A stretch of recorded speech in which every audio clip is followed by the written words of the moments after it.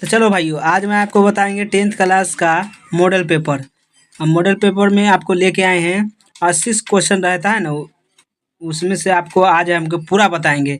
अगर ये पढ़ लीजिएगा तो आपको 30 से 40 नंबर तक पक्का ही आने वाला है बिहार बोर्ड मैट्रिक में 2025 के लिए। तो देखिए, पहला क्वेश्चन स्टार्ट करते हैं ज़्यादा ड्रामा नहीं करके। यूनान के स्वतंत्रता संग्राम की पराजय हुई थी, किसको हुआ था? तो ये आपको पता होना चाहिए, तुर्की को पराजय यानी हार हुआ था यूनान के स्वतंत्रता में। आगे बढ़ जाते हैं। अगला क्वेश्चन देखिए, गौरीवाली पेशे से क्या था? तो ये सभी को पता है, लगेगा कि ये क्वेश्चन बार बार आता है, एकदम वीवीआई इसको मान लीजिएगा। तो ये क्या था देखिए, ऑप्शन में है सिपाही, किसान, जमींदार और नाविक। तो सभी को पता है गौरीवाली पेशे में क्या था, नाविक था। चलिए आगे बढ़ जाते हैं।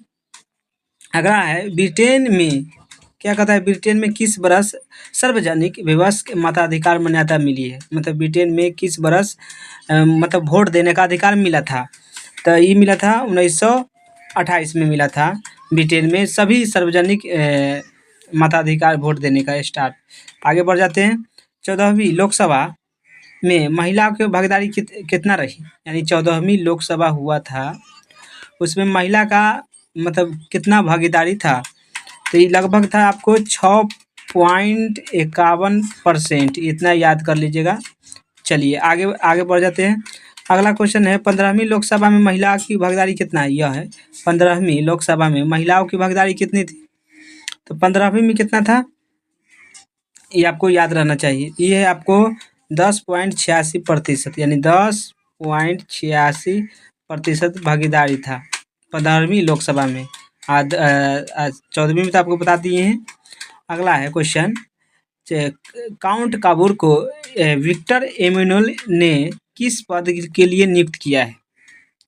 तो ये किया है प्रधानमंत्री के लिए। याद कर लेना, काउंट काबूर को विक्टर एमेनुअल ने किस पद के लिए नियुक्त किया था? तो प्रधानमंत्री के लिए। सी में आपको आंसर। क्वेश्चन बार बार आता है, 1917 की पहली रूस क्रांति को किस नाम से जाना जाता है? यानी 1917 हुआ था मतलब क्रांति, वो किस नाम से जाना जाता है? तो ये जाना जाता है फरवरी की क्रांति के नाम से। याद कर लीजिएगा, फरवरी की क्रांति के नाम से। अगला है क्वेश्चन, फ्रेंच इंडो चाइना की स्थापना किस वर्ष हुई थी? यानी फ्रेंच इंडो चाइना है, इसका स्थापना कब हुआ था? ये 1887 में हुआ था। याद कर लीजिएगा अच्छा से, ये सब क्वेश्चन आएगा एग्जाम के लिए। अगला क्वेश्चन है, भारतीय लोकतंत्र की कमजोरियों को दूर करने की सबसे अच्छा उपाय क्या है? यानी भारत में जितना भी कमजोरी हो रहा है उसको दूर करने का सबसे अच्छा उपाय क्या है? तो ये क्या है, ये है सुधारात्मक कानूनों का निर्माण करना। यानी जितना भी सुधार कर सकता है कानून में, आप ऑटोमेटिक लोकतंत्र मतलब अच्छा हो जाएगा। चलिए आगे बढ़ जाते हैं। अगला क्वेश्चन है, भारत में देखिए, भारत में योजना आयोग का गठन किस वर्ष किया गया था? भारत में योजना आयोग है, इसका गठन किस वर्ष किया गया था? तो ये 15 मार्च 1950। ये भी याद कर लीजिएगा, खतरनाक क्वेश्चन है। आप कहेगा योजना आयोग के दूसरा नाम क्या है? तो योजना आयोग के अब नीति आयोग कर दिया गया है, नीति आयोग। ये भी याद कर लीजिएगा, योग क्वेश्चन बार बार आता है। कब किया गया था? तो ये 2014 में 15 में, सॉरी 2015 में किया गया था। ये भी याद कर लीजिएगा। चलिए आगे क्वेश्चन बोल देते हैं। देखिए क्वेश्चन तो पक्का ही पूछने वाला है। भारत की आर्थिक व्यवस्था है, तो भारत की आर्थिक व्यवस्था मिश्रित है। क्या है? मिश्रित। याद कर लीजिएगा, मिश्रित भारत की अर्थव्यवस्था है, यानी मिला हुआ। इतना दिमाग में। अगला ये क्वेश्चन में प्रश्न में से पक्का आने वाला है, भारत के किस क्षेत्र को तृतीय क्षेत्र कहा जाता है? तो ट्रिक याद कर लीजिएगा। यानी देखिए, सेवा क्षेत्र है, कृषि क्षेत्र है और उद्योग क्षेत्र है। तो इनमें पूछा तृतीय क्षेत्र। देखिए तृतीय हो जाएगा इनमें सेवा, प्रथम हो जाएगा कृषि और द्वितीय हो जाएगा कौन? औद्योगिक क्षेत्र। याद कर लीजिएगा। चलिए आगे बढ़ जाते हैं। अगला क्वेश्चन है, वियतनाम में रहने वाले फ्रांसीसी नागरिक को क्या कहा जाता है? यानी वियतनाम में जो भी आदमी रहता है, वियतनाम में रहने वाले फ्रांसीसी आदमी, यानी वियतनाम ही देश हुआ, आई फ्रांस वाला, जो फ्रांस वाला आदमी वियतनाम में रहेगा उस नागरिक को क्या कहते हैं? तो उस नागरिक को कहते हैं कोलोन। क्या कहते हैं? कोलोन। ये दिमाग में बैठा लीजिएगा। आगे क्वेश्चन है, हिंद स्वराज पुस्तक किसके द्वारा लिखा गया है? हिंद स्वराज क्वेश्चन आएगा, जबरदस्त है। हिंद स्वराज पुस्तक किसके द्वारा लिखा गया है? तो मोहनदास करमचंद गांधी, यानी महात्मा गांधी के द्वारा। चलिए आगे बढ़ जाते हैं। अगला क्वेश्चन है, खलीफा पद की समाप्ति तुर्की में कब की गई थी? यानी खलीफा पद की समाप्ति तुर्की में कब किया गया था? तो ये किया गया था 1924 में। याद कर लीजिएगा, सब क्वेश्चन इम्पोर्टेंट है। आगे बढ़ जाते हैं।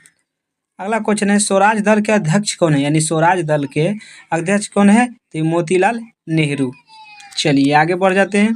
अगला है, 2012 से 13 में भारत की प्रति व्यक्ति वार्षिक आय कितना है? यानी कहा गया है क्वेश्चन में 12 है और 13, 2012 और 13 भारत की प्रति व्यक्ति वार्षिक औसत आय कितना है? मतलब एक वर्ष में एक व्यक्ति कितना रुपया कमाता है?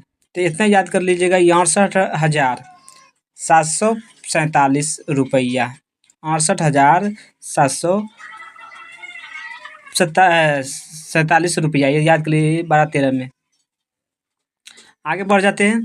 अगला है, दादा भाई नौरोजी के अनुसार 1868 में भारत की प्रति व्यक्ति वार्षिक आय कितना था? यानी 1868 में था ये बात, तो ये 20 रुपया था। कितना? 20 रुपया। अरे सोचो, अखनी है कितना, समझ लीजिएगा।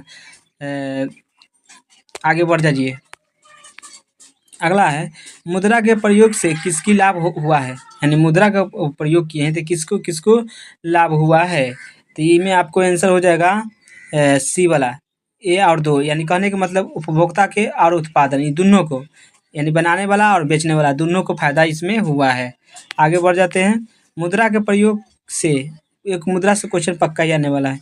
मुद्रा के प्रयोग से किसका प्रोत्साहन मिला है? तो किसको मिला है?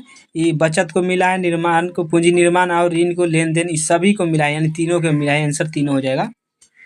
आगे बढ़ जाते हैं। मुंबई में, यानी बम्बई में पहला कपड़ा मिल कब खुला? ये क्वेश्चन आएगा, एकदम वीवीआई कर लो, ये क्वेश्चन आएगा तो आएगा। तो कब खुला था बम्बई में कपड़ा का? 1854। याद कर लीजिएगा और टिक लगा दीजिएगा।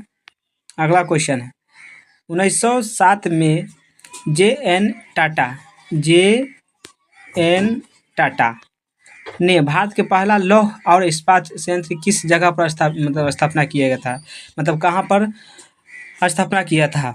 तो ये किया था जमशेदपुर, यानी जमशेदपुर। याद कर लीजिएगा।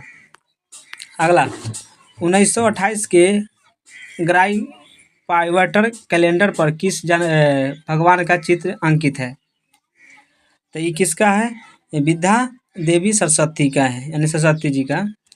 अगला, भारत में कितने राष्ट्रीय बैंक है? तो कितना राष्ट्रीय बैंक है? तो ये भारत में अभी 19 गो है। याद कर लीजिएगा, कितना है? 19। तो 19 भी है तो आंसर।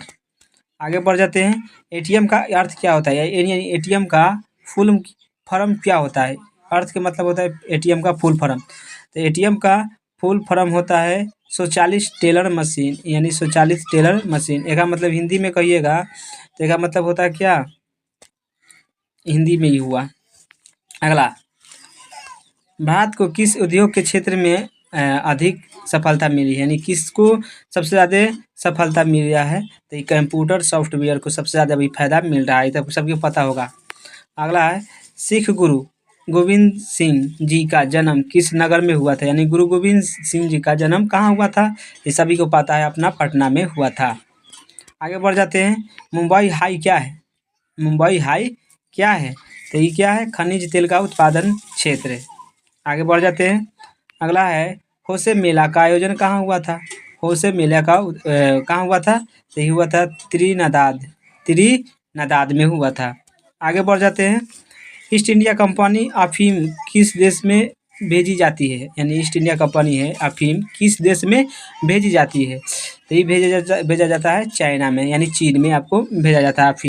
सेवा क्षेत्र का निर्माण होता है, यानी सेवा क्षेत्र है उसका निर्माण किस क्षेत्र में होता है? आपसे ये प्रश्न पूछा है। तो सेवा क्षेत्र का निर्माण यानी परिवहन सेवाओं में होता है, संचार सेवाओं में और वाणिज्य सेवाओं में, यानी सभी में होगा सेवा क्षेत्र का विकास। विश्व व्यापार संगठन की स्थापना कब हुआ? यानी विश्व व्यापार संगठन है उसका स्थापना कब हुआ? तो 1995 में हुआ था। इतना याद कर लीजिए होंगे। आगे बढ़ जाते हैं। राजनीतिक दल देश में सीजर शाही से हमारी रक्षा को सर्वोत्तम साधन है, यह उक्ति किसकी है? ये है लस्की की। किसकी है?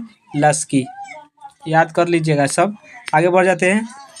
किसी राजनीतिक दल के निर्माण के लिए निम्नलिखित में कौन सा एक बात को आवश्यक नहीं है, यानी अगर करना है किसी भी, तो इनमें देखिए राजनीति को अगर तैयार करना है तो इसमें पढ़ल रहिए या न रहिए कोई दिक्कत नहीं है, यानी हो जाएगा सदस्य।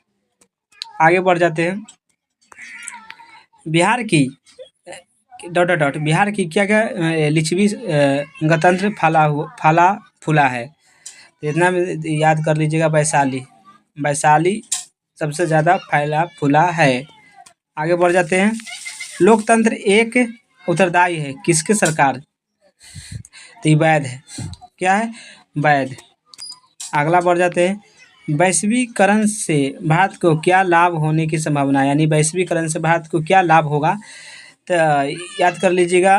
कुशलता की वृद्धि होगा, रोजगार के अवसर वृद्धि होगा, यानी उत्पादन में, यानी सभी हो जाएगा आंसर सही, करेक्ट। आगे बढ़ जाते हैं। राष्ट्रीय मानवाधिकार योजना की स्थापना कब हुई, यानी राष्ट्रीय मानवाधिकार आयोग की स्थापना कब हुआ, तो ये हुआ था 1993 में। चलिए आगे बढ़ जाते हैं। अगला क्वेश्चन है, वृहत उत्पादन व्यवस्था किस देश में आरंभ हुआ था, वृहत, तो ये हुआ था अमेरिका में। तो चलिए पार्ट 1 था, इसको पार्ट 2 लाएंगे। ऐसा ऐसा आपको समझ आएगा वीडियो को तो शेयर लगा दीजिएगा।